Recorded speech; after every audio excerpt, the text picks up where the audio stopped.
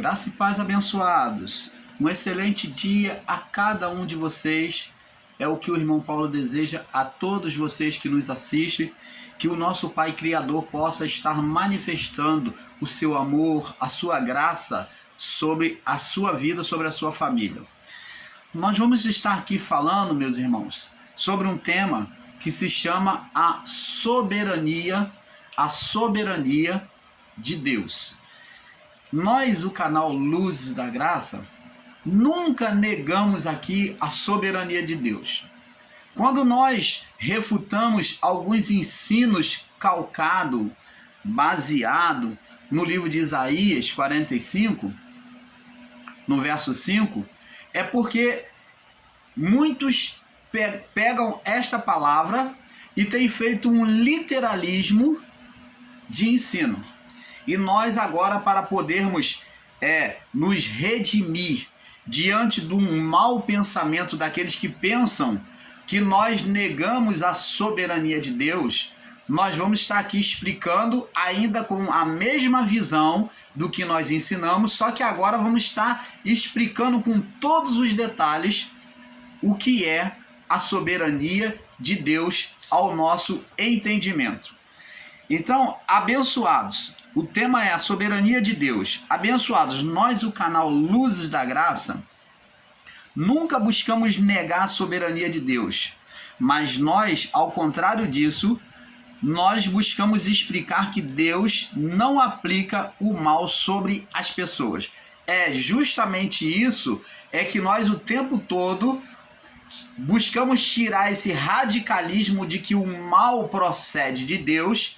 É isso que nós não afirmamos, não aceitamos de que o mal procede de Deus, mas cremos que Deus é soberano, que Ele é dominador tanto do bem quanto do mal. Você está entendendo, amado? Então, preste atenção. Nós, como ensinamos, não cremos que Deus aplica a todo tempo o mal sobre a vida das pessoas, a não ser em caso específico. Então, a não ser em caso específico, nós não cremos que Deus aplica o mal sobre a vida da pessoa. Existem momentos, existem relatos na Bíblia em que Deus aplicou um mal, mas foi num plano específico, com um propósito específico. Agora, a literalização de que na vida do homem o mal que acontece é Deus que está fazendo, se o homem é viciado, é Deus que está fazendo, se o homem é estuprador, é Deus que fez ele assim. Opa, isso daí é um literalismo de palavra e é ensinar um Deus maldoso, um Deus pernicioso à vida humana. E isto não é verdade. Então, abençoados, ao contrário do que alguns possam pensar a nosso respeito, nós não pregamos e ensinamos um Deus nós não ensinamos o maquialismo, né? Não ensinamos o maquialismo ou o dualismo, onde existe dois deuses, ou o maquialismo, onde existe um Deus mau. Mas buscamos sempre mostrar que as escolhas da vida do corpo é do homem, mas a palavra final é dele. Vamos ler lá no livro de Provérbios, que diz que a palavra final procede da boca de Deus. Vamos lá, Provérbios 16. Provérbio 16. Vamos entendendo a palavra do Pai, amado. É muito importante. Provérbio 16, do 1 ao 3, diz assim: do homem, preste atenção, abençoados, olha o que diz aqui: do homem são as preparações do coração, mas do Senhor a resposta da língua. Então está dizendo aqui, abençoados, que o homem faz o plano, mas a definição deste plano, a conclusão, a manifestação daquele desejo vem do Senhor. É Ele que vai fazer ou não. Se o irmão Paulo tem um propósito, Deus está vendo o propósito do irmão Paulo. Agora, Deus, dentro da sua vontade, ele vai executar ou não. Então, existe aí a soberania de Deus manifesta? Existe. Aonde o irmão Paulo até deseja, o irmão Paulo até ora com fé, o irmão Paulo até determina com fé, mas a determinação do manifestar o propósito do irmão Paulo ou não vai depender do Criador, do nosso Pai Criador.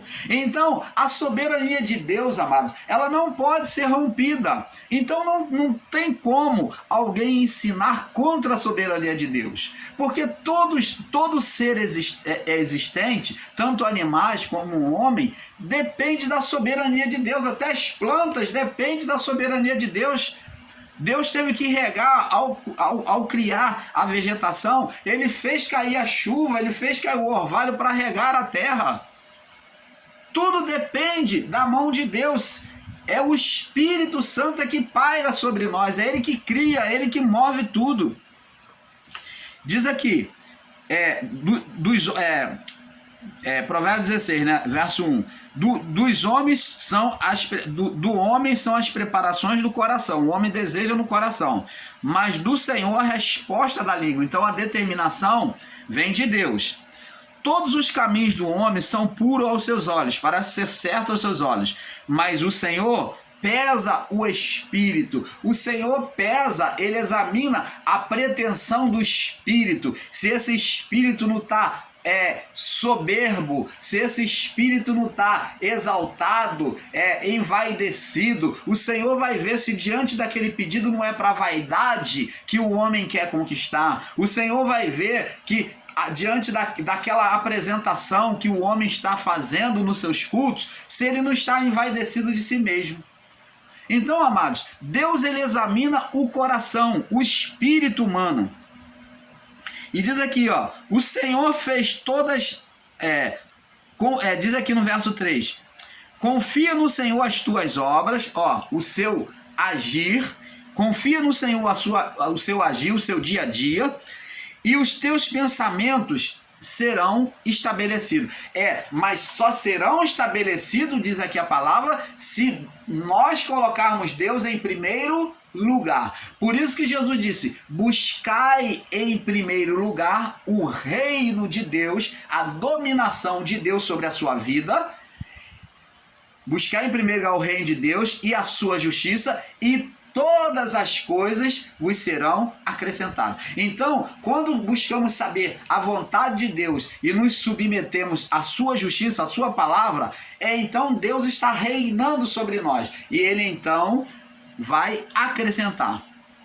E todas as coisas vos serão acrescentadas. Então significa dizer que até mesmo sem o irmão Paulo pedir algo a Deus, Deus, na obediência, na submissão a Deus e a sua palavra, Deus concederá ao irmão Paulo os desejos do seu coração. Por isso que a palavra diz assim, agrada-te do Senhor, busca agradar ao seu Senhor, ao seu Deus, ao nosso Pai, né? Agrada-te do Senhor e ele satisfará os desejos do teu coração.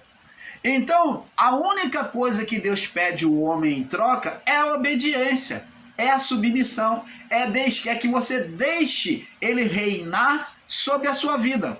Deixe ele no controle sobre a sua vida, buscando sempre a direção do Pai, não fazendo como Saul, que vai para a guerra sem consultar o Senhor, já cheio de si, porque Deus já havia dado vitória em outras batalhas, como o próprio Davi também, que criou censo, contou lá, não precisa ir muita gente não, vou mandar somente 300, porque aquele exército que nós vamos enfrentar, ele é fraco, não precisa não, subestimando o inimigo e se colocando na decisão que era de Deus.